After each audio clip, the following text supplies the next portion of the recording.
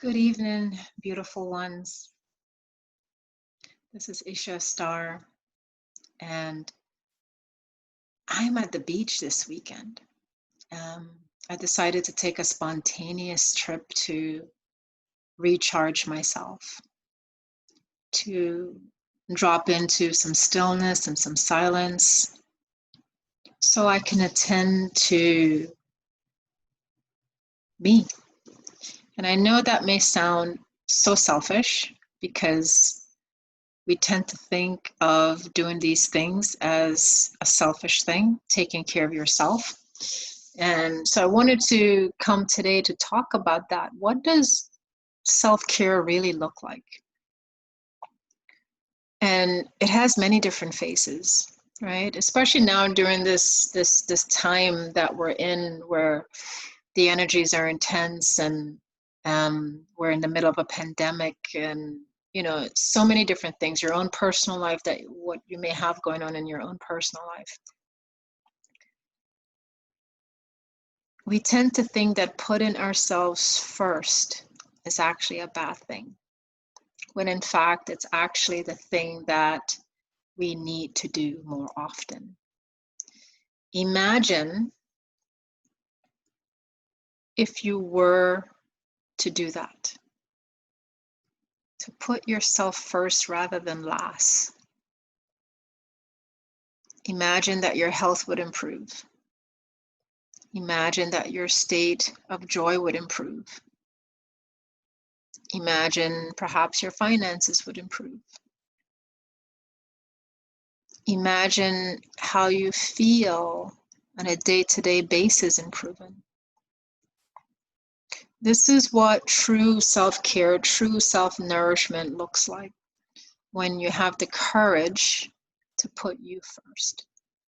And it took me a really long time to recognize that and to even implement it, because I've always been a giver, and I still give a lot. But after my husband died, I realized that I couldn't give as much as I used to. I couldn't do the overreach and the overarching reach of giving the way I used to, because I was actually empty. And I didn't realize that all the years I've been working as a massage therapist, as a yoga teacher, and everything else, that I had been pouring myself into other people, and I wasn't pouring anything back into myself. And so it took the loss of my husband and that whole grief process to bring me to this place of recognizing that I am the one responsible for taking care of me, for that nourishment, for that self-care, that nurturing quality that we tend to give to other people. We actually also need to give that to ourselves. And so I decided to come to the beach and to nurture myself by the ocean. And I love coming to the beach during the fall because, number one, there's hardly anyone here, so it's a very safe place to be. And there's something about being near the ocean with a cool breeze, watching the sunset. There's something very nourishing for me in doing that. And so think about what brings you nourishment, what inspires your soul, right? So when we tend to think of self-care things, we think of, oh, I'm going to get a massage, which is great. A salt bath, which is also great.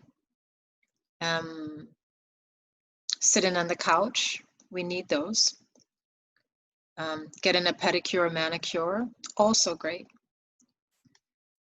But I want you to think a little deeper as well, because all those things are things that we do, and they affect the physical body and the external. Those things are great. But what do you do to nourish and nurture yourself from the inside? What does that look like? How do you nurture your heart space? And that's just a question that's food for thought. for you to sit with that. Not something that you need to answer right in this moment, but how do you nourish all of you? The physical, the mental, the emotional. And so part of self-nourishment for the mental could be we stop listening to gossip. We stop listening to negative news on the TV. We set up really healthy boundaries with other people. Those are just some examples. How do we create emotional self-care with ourselves, right? We're always sort of giving emotional self-care to the other people in our lives, but what does that look like when we turn it to ourselves? Being kind and gentle with yourself, being compassionate to yourself when you feel you've messed up, being able to look at yourself in the mirror and accepting you exactly as you are. Difficult to do, I know, right? Because we look at ourselves and we see, oh, I'm too fat, I'm too skinny, I'm too short, I'm too tall, right? All of these different things.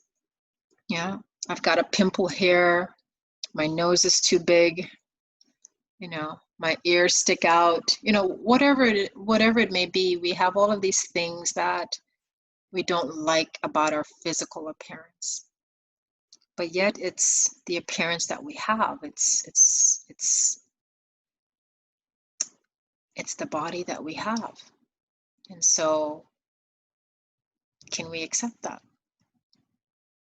Can we come to love what we find unattractive? And I don't for one moment believe that anyone is unattractive. People are just different. It's just like varieties of flowers, varieties of different animals. It's just different. But we've done a thing where we have allowed society to dictate what's beautiful. And so this evening reminder is simply about honoring you, all of you, and how you take care of yourself, because we need to do a better job of taking care of ourselves, myself included. I'm right there and with you too, you know.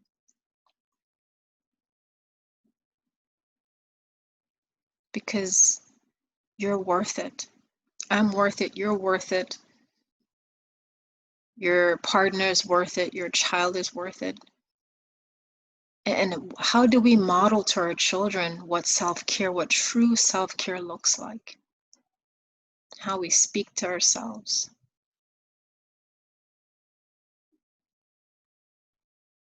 How we treat ourselves. Children are always watching us. They're always watching. So I leave you with this. You matter. I'm going to say that again. You matter. And I'll say it a third time so you get this in your heart. You matter. And if you've ever been told that you didn't matter,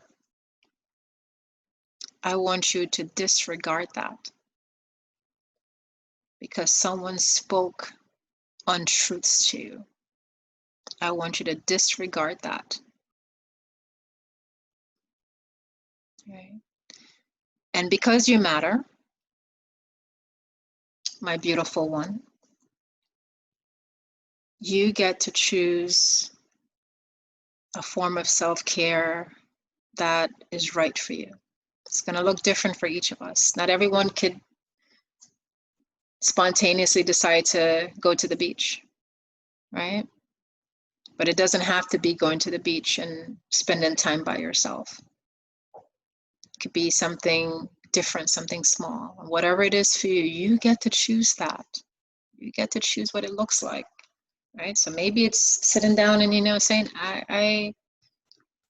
I'm going to have some chocolate because right now I need to feed that part of me, right? And I actually just had a piece of chocolate, right? And for me, it's feeding that energy center, that sacral energy center of pleasure and joy, and having something a little sweet is just a reminder of that for me. That I get to partake in the sweetness of life. Not overindulgent, but a little bit here or there is fantastic. So I love you. Please, please, please take care of yourself. Know that you matter.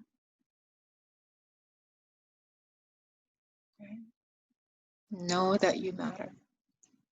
And you're not being selfish if you choose to take a time out, 15 minutes, 20 minutes, an hour just for you. Please know that that's okay.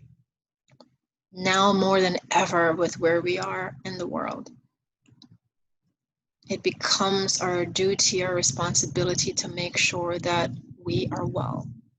Especially those of us who are parents, right? Because if we're not well, who's taking care of the kids? Right? I love you so much. So, so much. And I'm wishing you all the joy that you can absolutely muster for yourself. Wishing you a great evening. Namaste.